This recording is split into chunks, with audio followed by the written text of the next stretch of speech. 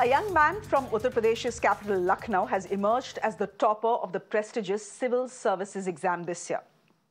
Aditya Srivastava first did his BTech and MTech from IIT Kanpur and then worked at Goldman Sachs, earning 2.5 lakh rupees a month. But he decided to switch, and it took him 3 years to reach his dreams.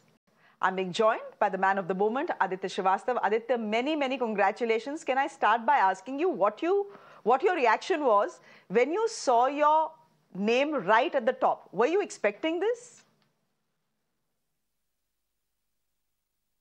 Ma'am, honestly, I was not expecting this. I was just praying to God to get me into the top 70 so that I can get into the IAS.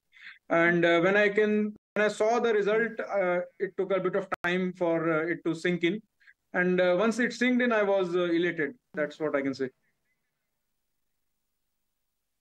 So you already had cleared the IPS last year, and right now you're joining us from Hyderabad, from the Police Training Academy. What was the mahal at the academy? What was the reaction? Ki yaar ye bhi gaya? Ma'am, few of my close friends, they came to know about it first. So they were also elated, and there is also one video going viral. So they were picking me up, taking me through the corridor. So that was the initial reaction. Then afterwards, it was a bit of celebration via cake and all. And people have been congratulating me. So that's the mahal right now. AIR1 is a big thing, especially for youngsters who are aspiring to become civil servants. Have you already started getting calls and messages from people you know and don't know, ki sir, kya kare? Can you guide us, etc.? Yes, ma'am. A few people are trying to contact me, and I'm trying to help them as much as I can. You're an IITian, you're from IIT Kanpur, you completed your BTech, then your MTech, then you joined Goldman Sachs. It is the second largest investment bank in the world. You worked there for 15 months. Why did you decide to switch? Why did you decide to quit and take the civil services? Yes, ma'am. It was definitely a great opportunity to work in the finance sector and specifically in Goldman Sachs. But somewhere down the line, I felt that I wanted to do some work which has more people connect and more grassroots connect. Because that not just offers more diversity for the work, but also helps to create a more holistic personality. The development of the personality is in such a way. So those were the primary reasons because of which I decided to switch from Goldman Sachs to a career in the civil services. So from quitting Goldman Sachs to the moment where you are celebrating, topping one of the world's toughest exams, it couldn't have been easy. Can you talk to us a little bit about it?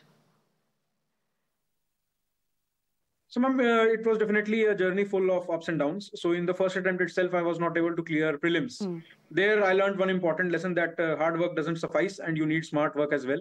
So, I tried to analyze the previous year questions of prelims, how UPSC exactly is framing the wrong statements, the right statements, and what kind of patterns we can detect even if we don't know about the substance of that particular question.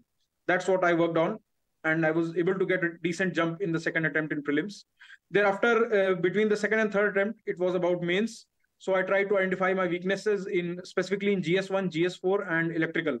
And I tried to rectify them with the help of other batchmates and my mentors. And finally, I was able to achieve what I was striving for. What was the reaction of your parents? Who told them? Did you tell them or did someone else tell them? I was the first one to tell them, but even since it was taking time for it to sink in, I told them that I think I am AIR1 and I'll confirm and revert back to you. So they were related and also emotional initially. So that was their initial reaction. You'll now be leaving the IPS Training Academy in Hyderabad.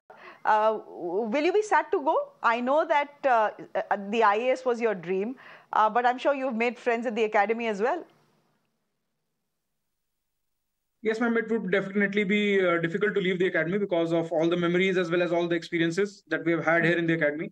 Specifically, I found firing very interesting and very enthusiastic. I was always about that. So these are the experiences I would carry. And as far as the question on people leaving the academy is concerned, I think every year around 10% of the people who sit for the IAS exam clear the exam from the academy itself. So it has been a trend for many years now. Finally, can I ask you if there is anything you want to say to people who are right now preparing for the UPSC? We've heard about people spending years going to coaching academies, etc., and yet not making it. You've given the UPSC 3 years. Can you tell our viewers what that journey has been like, what it took really? I would like to tell them what my seniors had told me, that firstly, coaching is not the sine qua non for clearing this exam, and I also prepared from home itself. So that is one important thing to observe. And apart from that, as everyone says, self-motivation and continuity and along with dedication is the key to crack this examination. So that's what I would like to say. And you have not just cracked it, you have topped it as well. Aditya Srivastava, many, many congratulations to you and to your family as well. What a proud moment this would be for all of them and for you, of course, as well. Thank you very much for joining us here on Mirror Now, and all the very best. Thank you.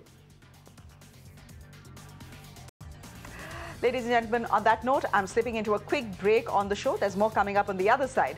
Do stay with us.